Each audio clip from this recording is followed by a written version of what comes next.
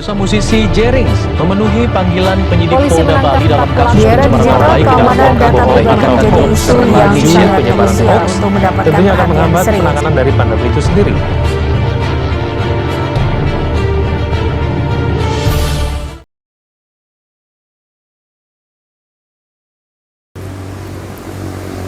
Kebijakan dan aturan hukum terkait media komunikasi, serta permasalahan yang sering timbul dalam beretika media komunikasi.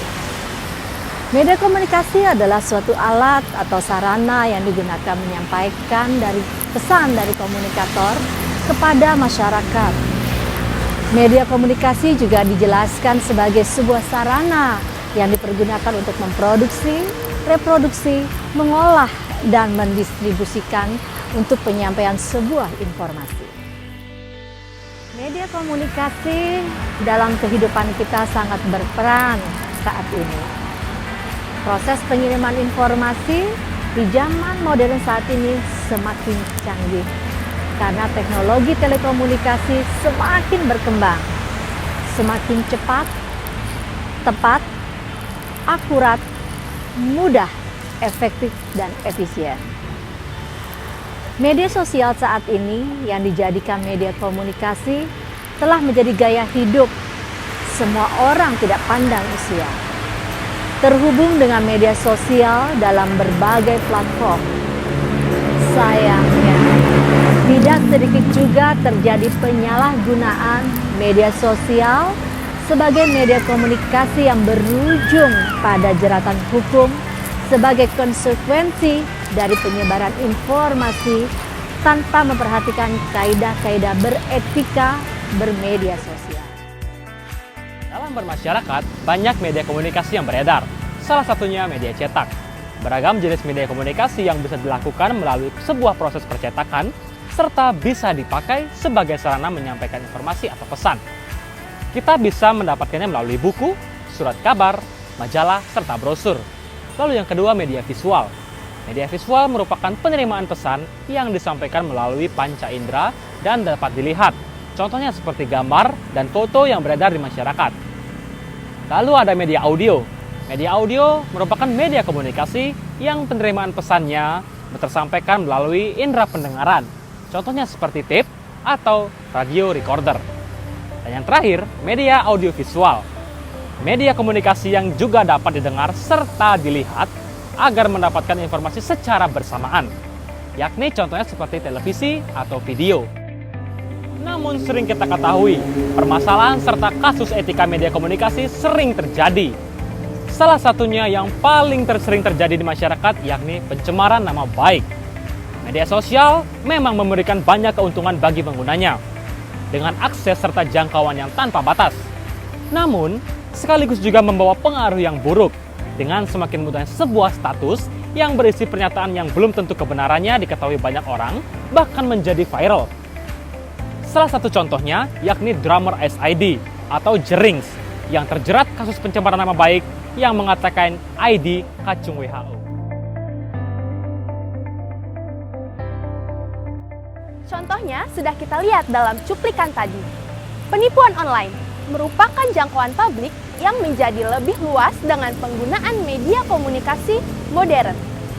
Seperti media sosial juga membuat penipuan online semakin meningkat.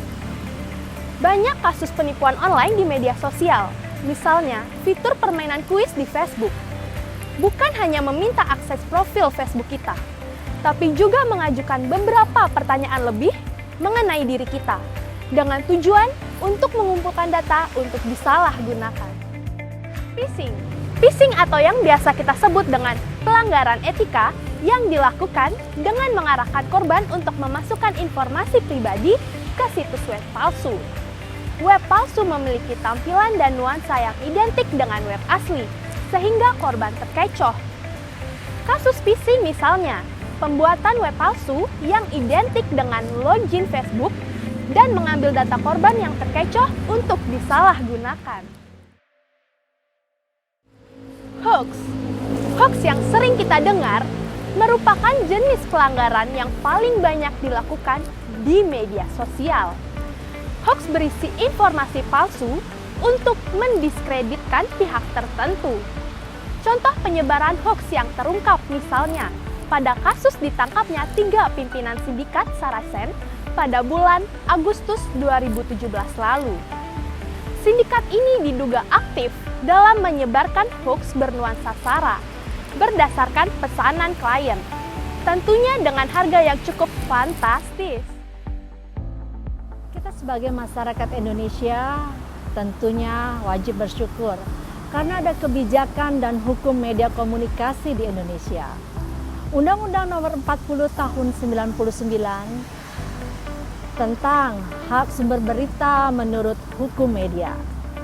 Ada hak jawab tertuang pada pasal 5 ayat 2. Hak koreksi berada di pasal 5 ayat 3. Ada juga hak mengadu pada Dewan Pers pada pasal 5 ayat 2D. Hak melapor kepada penyidik pada pasal 18 ayat 2 serta hak menuntut pers secara perdata. Ada hak konsumen pers, tertuang di sana hak masyarakat untuk tahu, tertuang dalam pasal 6 ayat A. Hak memperoleh informasi yang tepat, akurat dan benar pada pasal 9 ayat C. Masyarakat juga dapat melakukan kegiatan untuk mengembangkan kemerdekaan pers, tertuang pada pasal 2 ayat B. Hak pers atas sumber berita juga tertuang dalam pasal 4 ayat 2, 3, dan 4. Pasal 6 bagian A dan D serta pasal 8. Dan di mana juga terdapat pasal-pasal yang biasa dipakai menuntut pers, seperti pencemaran nama baik, pencemaran kabar bohong atau hoax, melanggar asas praduga tak bersalah, serta tidak melayani hak jawab. Pers juga melakukan pelanggaran hukum dan itu semua tertuang dalam pasal-pasal tersebut di atas. Menurut Undang-Undang Nomor 19 Tahun 2016 sebagai perubahan atas Undang-Undang Nomor 11 Tahun 2018 tentang informasi dan transaksi elektronik atau biasa kita sebut Undang-Undang ITE, ada 5 pasal yang mengatur bagaimana etika bermedia sosial. Dan undang-undang itu mulai dari pasal 27 sampai pasal 30. Pasal demi pasal, baik pasal yang terkait dengan konten yang tidak selayaknya diunggah, maupun penyebaran hoax dan ujaran kebencian, termasuk juga menjebol data tanpa izin. Selain itu, sejumlah media sosial sebenarnya telah menetapkan batasan minimal untuk penggunaan media sosial. Semisal, 13 tahun untuk penggunaan Facebook dan Instagram, sementara untuk Twitter menetapkan usia minimal pengguna adalah 15 tahun. Ibu, Nia boleh gabung ya? Ada yang mau Nia tanyain nih, tentang apa aja sih etika dalam bermedia sosial?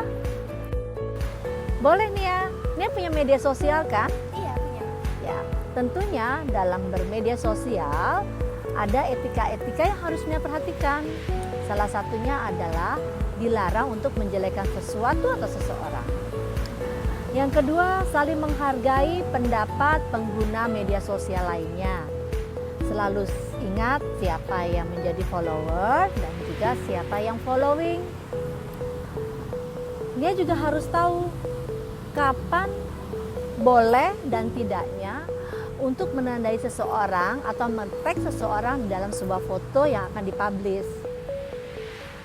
Ini juga perlu mengetahui dan perhatikan dengan baik frekuensi unggahan di sebuah media sosial. Serta perhatikan juga dalam mempost atau mempublish sebuah informasi atau foto, kalau bisa itu bisa untuk membangun reputasi yang positif atau menimbulkan reputasi yang positif nih ya. Kalau Nia ingin mempublish sebuah gambar atau foto atau berita, tapi bukan Nia yang menulis, Nia juga wajib menyertakan dan menuliskan karya orang lain tersebut di dalam media sosial. Jangan pernah menyebarkan berita palsu atau bohong di dalam medsos ya Nia. Jangan juga melakukan cyberbullying, karena itu juga akan menimbulkan ketidaknyamanan seseorang. Dan yang terakhir, menjaga privasi akun media sosial dengan baik, karena Nia harus ingat, dalam menggunakan media sosial itu harus pintar dan cerdas, karena jarimu harimaumu.